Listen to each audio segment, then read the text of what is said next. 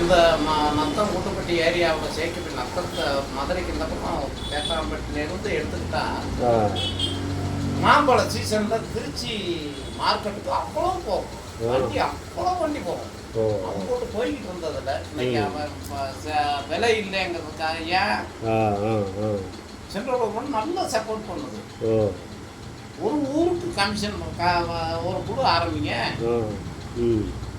Solar பேனலை போடுங்க, loan government loan தருது, எந்த பேங்க் வேணாலும் தரும். கண்டிப்பா வேலையை ஒழுங்கா செய்யணும். நம்ம திட்ட அறிக்கை தெளிவா கொடுக்கணும். அவங்க செய்யறதுன்னா நான் ட்ரைனிங் கொடுக்க சொல்றேன். கவர்மெண்ட் சென்ட்ரல் கவர்மெண்ட் ட்ரைனிங் விவசாய காலேஜ் மூலமா கொடுப்பாங்க.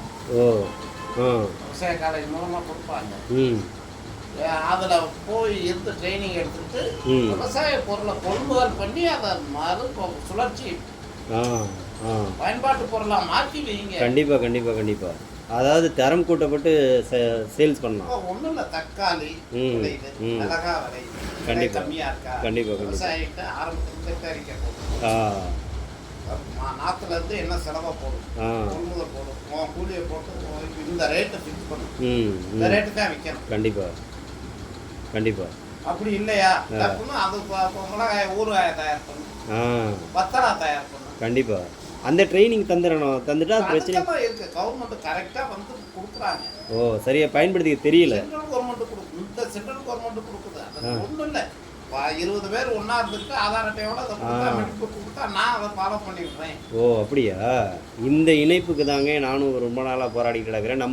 நம்ம ஊரில் பசங்களே இந்த விவசாயத்தை எப்படி செய்கிறது, இது நான் விவசாயிகள் அதில் எனக்கு நான் ஃபாலோ பண்ணுற ஒரே விஷயம் என்னன்னு கேட்டீங்கன்னா, விவசாயி தான். கண்டிப்பாக ஜாதி மதம் சமயம் கட்சி கிடையாது. கண்டிப்பாங்க விவசாயிக்கு ஜாதி மதம் கட்சி கிடையாது.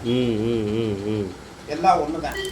விவசாயி நம்ம அடுத்தவனுக்கு சோறு போடுறோம். ஆமாம், கண்டிப்பாக அந்த எண்ணம். இன்னொருத்தருக்காக உழைக்கிறோம், விவசாயம் பார்க்கறது இன்னொருத்தருக்காக உழைக்கிறோம். புனிதம் அதுதானே பெரிய வேலையே. அதனால அதை புரிஞ்சுக்கிட்டு அதில் செய்யணும்.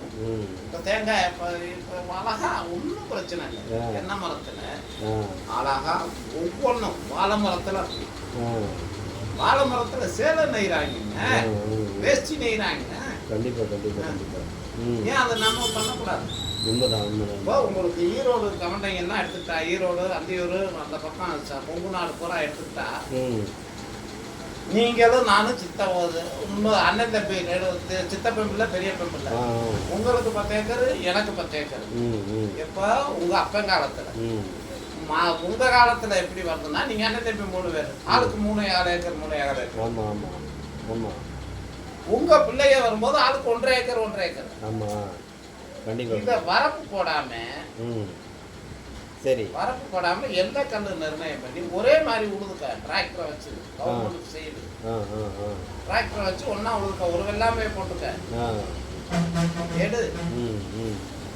இப்ப ஒண்ணு இல்ல, சீசனுக்கு தகுந்தாப்புல உளுந்து, வாசிப்பயிர், துவரை, மொச்சை, கலப்பு வெள்ளாமை. இந்த 54 சர்வே நம்பர்ல 2 ஏக்கர் இடம்னா அதுல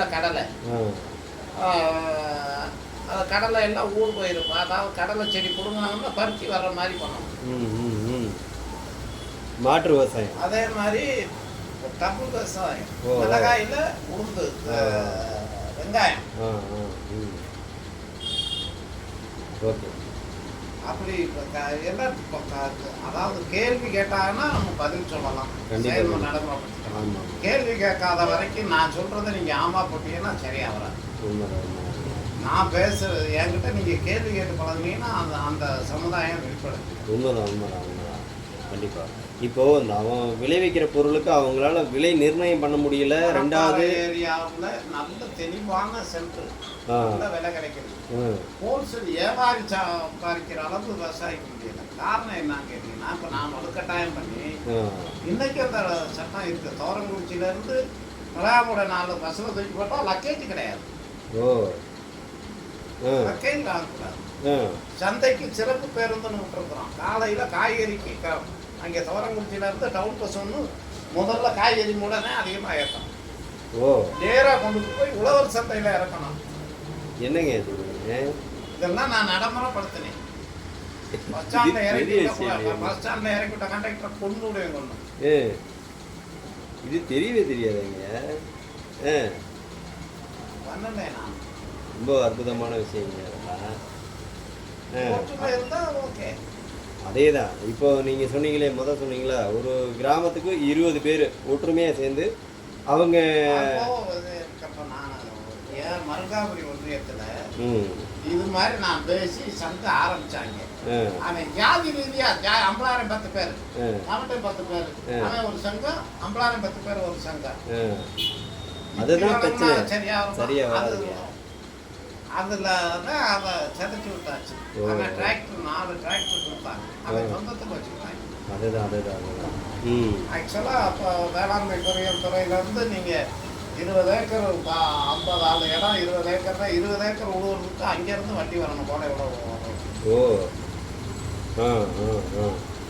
அதே மாதிரி இப்போ மீன் பிடிக்கிறதுக்கு சலுகை விலையிட்டு டீசல் கொடுக்குது கவர்மெண்ட். ஏன் விவசாயத்துக்கு கொடுக்கக்கூடாதுன்னு கேட்டேன். கண்டிப்பாக விவசாயத்துக்கு கொடுக்குறோன்ட்டாங்க. பெரிய விஷயம். 70 ரூபா டீசல்னா 60 ரூபா நமக்கு.